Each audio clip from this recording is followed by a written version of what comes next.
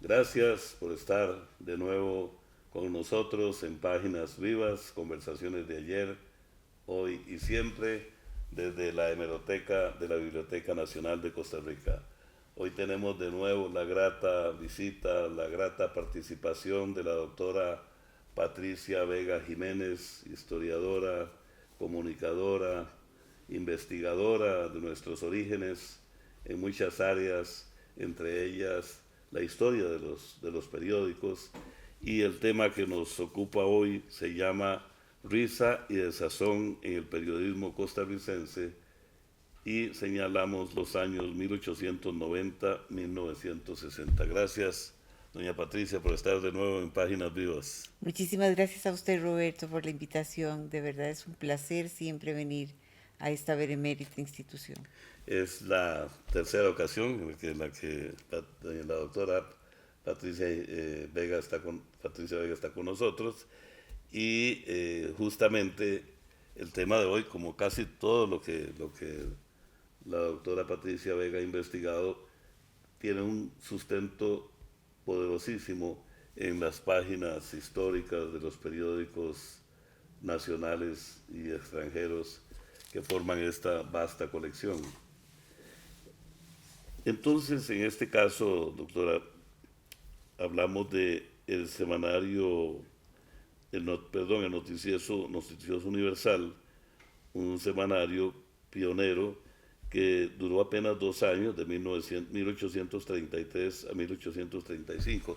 Quizás para disfrutar nosotros con esta disertación o con esta explicación de su parte, doctora, eh, nada más por curiosidad, ¿cómo duró tan poco lo que fue el primer periódico en Costa Rica, digamos, con constancia, el semanario? ¿Por qué duró apenas 2 años? Bueno, en realidad, cuando hablamos de prensa, tenemos que referirnos siempre al Noticioso Universal como el primer periódico que se editó en Costa Rica. Era un semanario de una sola página, no tenía columna, de 4 páginas, no tenía columnas, era una única columna. Lo que resulta muy interesante y es realmente un hallazgo importante es que Costa Rica, a diferencia del resto de América Latina, incluso de los Estados Unidos y de Canadá, es el único país, o bueno, en aquel momento una nación en construcción, que tiene una imprenta en manos de una empresa privada, que en este caso fue don Miguel Carranza, quien había hecho una pequeña fortuna con café, exportación de café. El erario público no tenía dinero para comprar una imprenta que costaba 900 pesos y de segunda en México, y tampoco tenía la iglesia interés en traer la imprenta. En el resto de América Latina y Centroamérica y Norteamérica, la prensa siempre responde a algunos poderes ejecutivos, legislativos, judiciales o religiosos. En Costa Rica no. En Costa Rica es un semanario, es una imprenta absolutamente en manos privadas. El tema es que don Miguel hace negocio con la imprenta. Nosotros teníamos que mandar los edictos gubernamentales a que se imprimieran en El Salvador, y eso duraba muchísimo tiempo. En cambio, con la imprenta en Costa Rica, vendía los servicios a la Universidad de Santo Tomás y al gobierno, de modo tal que no sacó un periódico, no era su meta sacar un periódico en los primeros días, sino consolidar el tema de la empresa privada. De la imprenta. Podríamos decir que fue la primera imprenta nacional, ¿verdad? De algún modo. Exactamente, es la imprenta La Paz. Ujú. Costa Rica siempre se ha caracterizado por buscar la paz como un elemento fundamental, por lo menos en la prensa. Esa es una de las metas siempre, la paz. El tema es que poco después, don Joaquín Bernardo Calvo, que era un secretario de Estado y una persona, realmente un intelectual y un político de mucha envergadura, compra una imprenta que se llama la imprenta La Merced.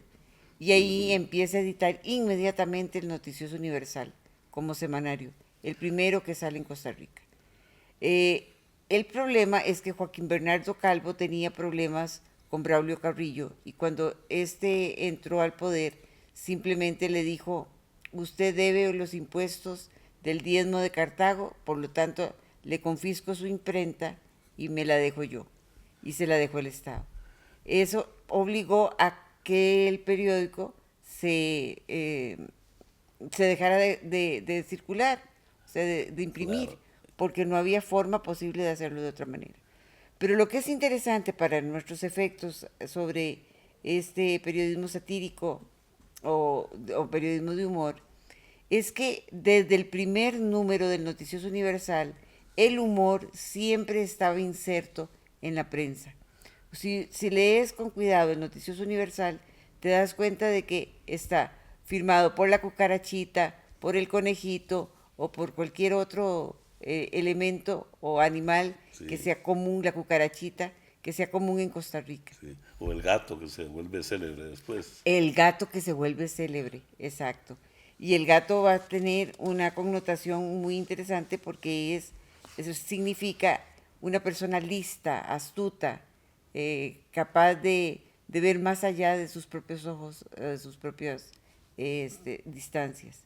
Lo que resulta también increíble es que este señor, Joaquín Bernardo Calvo, logra que el periódico sea un círculo, un lugar de debate de ideas, pero sobre todo de debate de ideas políticas y filosóficas. Estamos en el periodo de la Ilustración. Hay una preocupación enorme por ver qué va a pasar con nuestro Estado.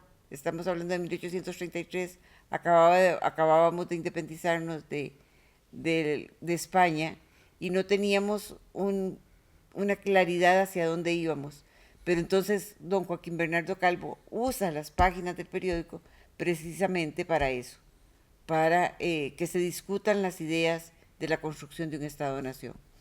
Y lo hace a través de un tono burlón y satírico desde los primeros números del noticioso. De modo tal que tenemos una larga trayectoria de periodismo satírico. Esa trayectoria del periodismo satírico obedecía en su momento a nuestra forma de ser o no necesariamente, porque se hablaba de Costa Rica como un pueblo triste, o a lo largo de las épocas se ha dicho eso.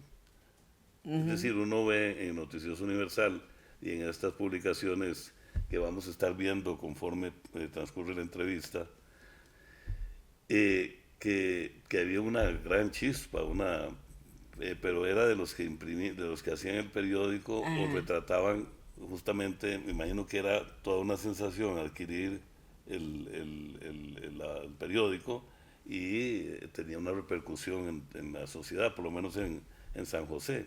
Así es, así es. El primer periódico, el Noticioso Universal, va a tener una circulación más bien poca en un pueblo que todavía no tenía una revolución educativa, Claro, de manera tal que vamos a tener que esperar como hasta 1890 y tantos que se hable y se haga toda una reforma educativa y empezar a ascender en los niveles de analfabetismo, de alfabetización. Pero esto nos da también pie para pensar que el periodismo de humor es una forma de llegar a una población iletrada a través del dibujo o de las caricaturas. Pero las caricaturas necesitan un sostén técnico, o sea, el periódico claro, necesita tener la tecnología necesaria para poder hacer claro. caricatura y mostrarla al público. El tema es que eso no va a ocurrir hasta muy avanzado el siglo XIX. Es decir, qué interesante y qué visión, digamos, la expresión gráfica en el sentido de que adquirían el periódico no solo los letrados o la gente que sabía leer Exacto. y escribir. Perdón, voy a parar un momentito y continuamos, ¿verdad? Lo interesante en este sentido es que el periódico lo adquirían obviamente la gente que sabía leer y escribir, pero también otras personas que no sabían leer ni escribir, pero lo entendían, lo consumían y lo difundían con sus comentarios, con el efecto que tenía. Efectivamente, así es. De hecho,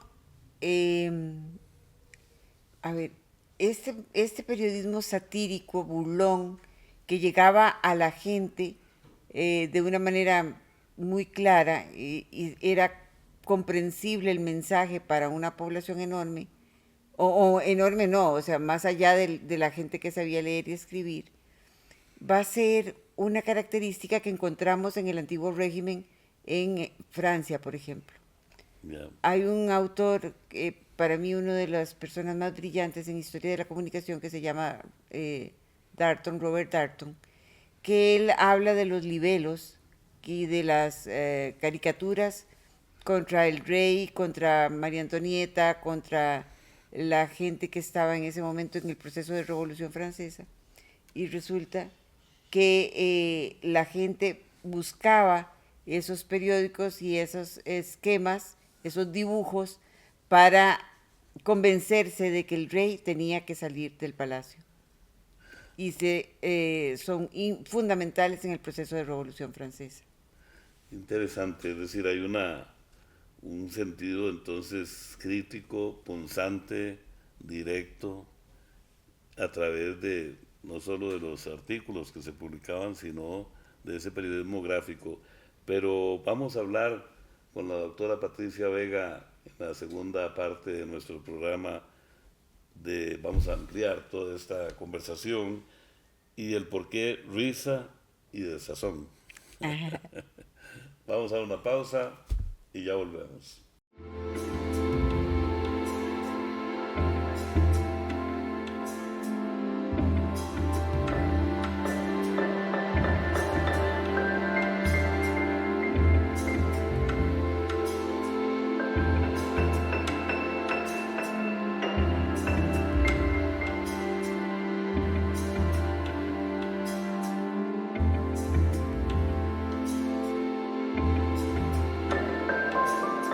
El tiempo es tan corto en Páginas Vivas, tan ameno lo que se plantea, el tema, que le hemos pedido a la doctora Patricia Vega que siga más o menos unos puntos que escogimos para aprovechar los minutos y aprender aún más, doctora, de toda esta amplia investigación. Bueno, pero podemos, como habíamos quedado sobre el título, risa y desazón en el periodismo costarricense. Ajá. Y luego a partir de ahí, todos estamos muy contentos con escucharla. Ay, muchas gracias.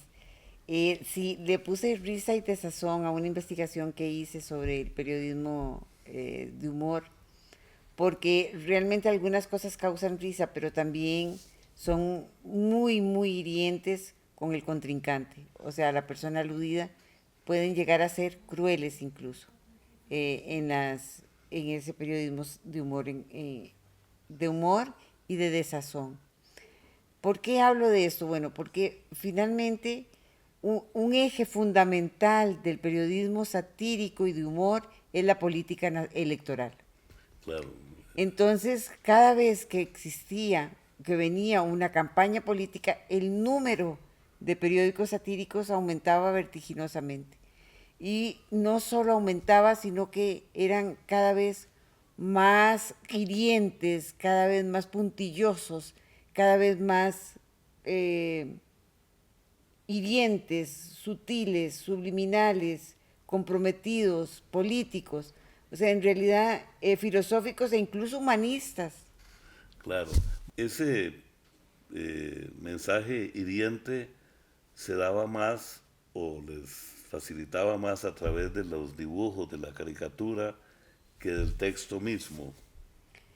Efectivamente, decíamos hace unos minutos que ese humor no era tan inocente, podía ser cruel, podía ser sutil, podía ser subliminal, podría ser comprometido, pero sobre todo era político.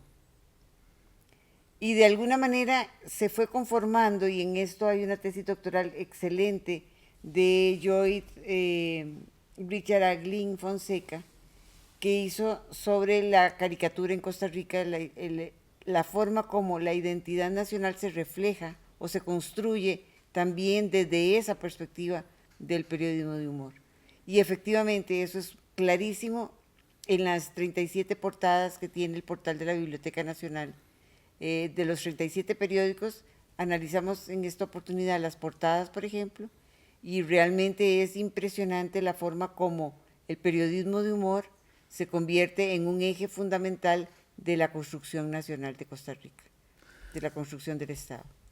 ¿Hasta nuestros días o no necesariamente? Hasta nuestros días también. Muchas veces la información, logramos encontrar más información en estas caricaturas que en todo lo que podemos encontrar en una lectura de un periódico. La cantidad de mensajes que se pueden dar depende también de que los códigos de significación sean comprensibles y comprendidos claramente por la persona que recibe la información.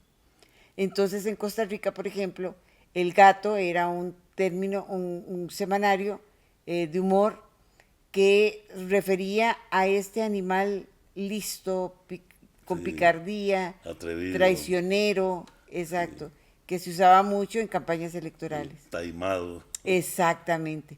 O el Chapulín, que también era uno de los periódicos que se publicaba. que luego adquiere otra connotación, el chapulín, ¿verdad? Por los niños delincuentes, ¿no? Por decirlo de Exactamente, alguna manera. exactamente.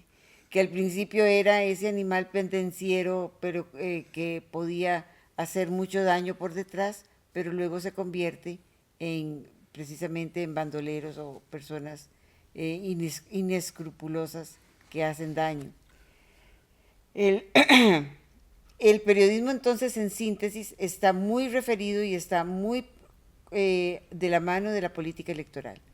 De hecho, cuando empezaba un proceso electoral, surgían un montón de periódicos, 20, 10, 15 periódicos, de una publicación muy efímera, 2, 3 números, y conforme acaba la campaña electoral, acaba también el periódico.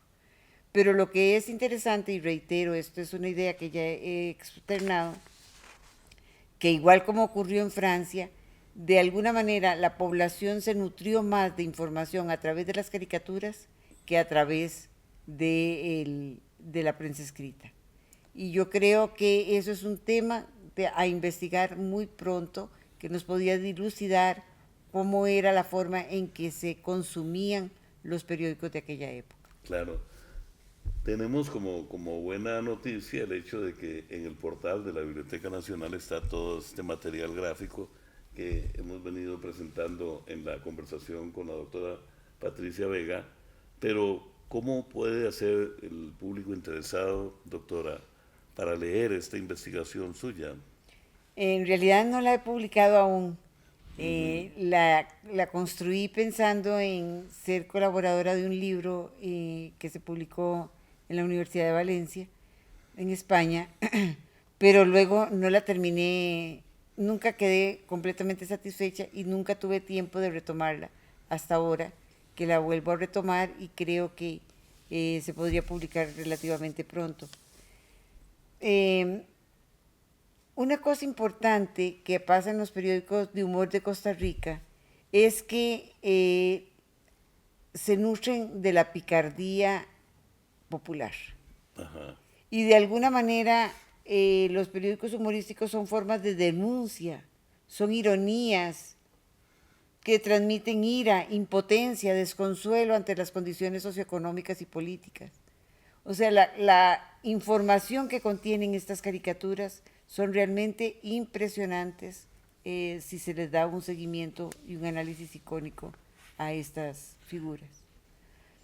La otra cosa es que la Biblioteca Nacional nos nutre de toda esta prensa a través del portal.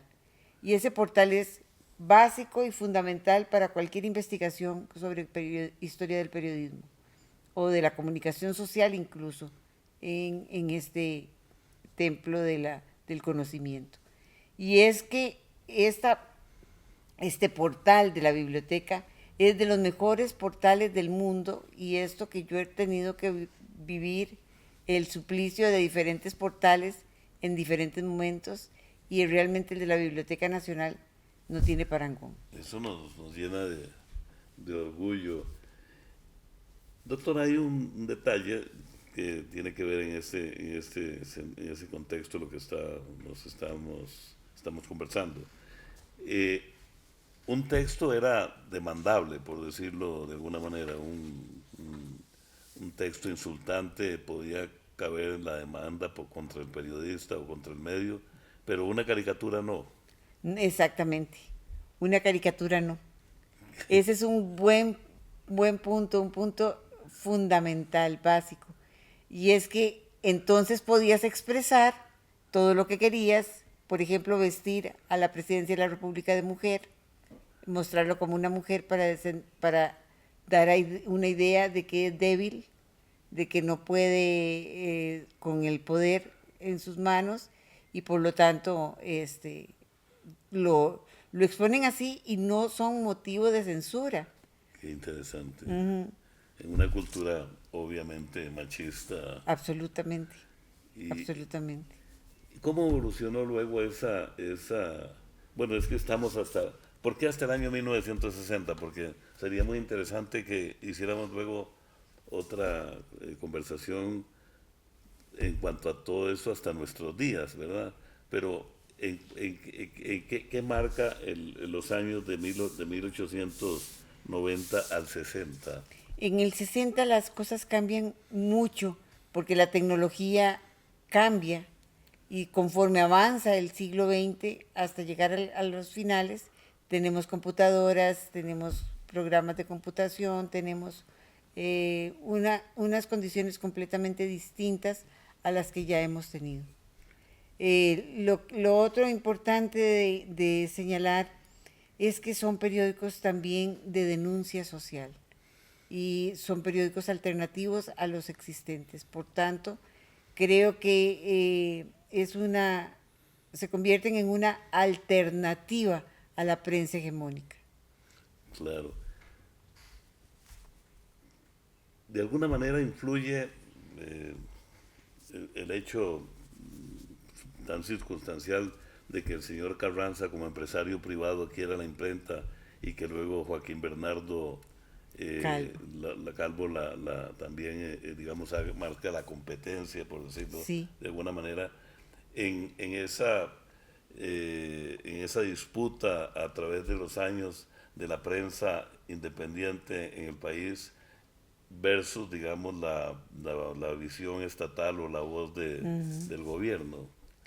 Sí. En Costa Rica, hasta muy avanzado el siglo XX, tenemos en 1977, si mi memoria no falla, la creación del Sistema Nacional de Radio y Televisión, sí, Canal 13. Correcto. Empezó en el 78, pero a partir del 77 se aprobó. Con la visita de los Reyes de España. Exactamente. Sí. Ajá. Y el periodismo nunca ha sido acallado en este país.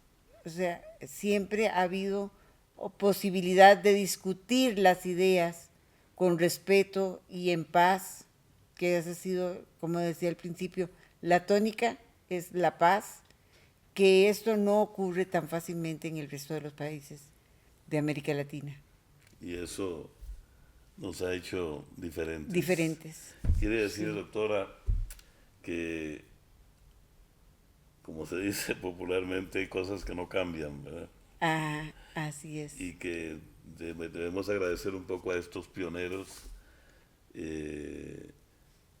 esa cultura, ese desarrollo hasta nuestros días. Sí.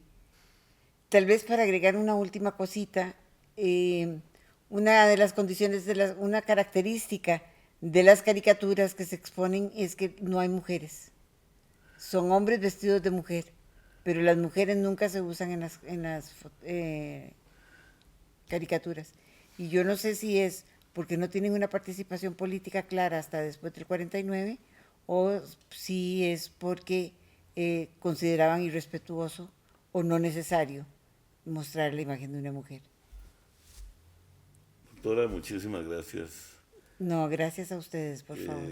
Quedamos en poco tiempo informados y fundamentalmente motivados y motivadas por esta investigación tan importante, tan profunda y tan reveladora de nuestra identidad costarricense. Gracias. Muchísimas gracias a ustedes. Gracias a ustedes también. Les esperamos en una próxima edición de Páginas Vivas y ojalá también más adelantito otra vez con doña Patricia Vega, porque hay una amplia gama de temas y de áreas del quehacer nacional que sus investigaciones cubren. Les esperamos entonces en el próximo Páginas Vivas.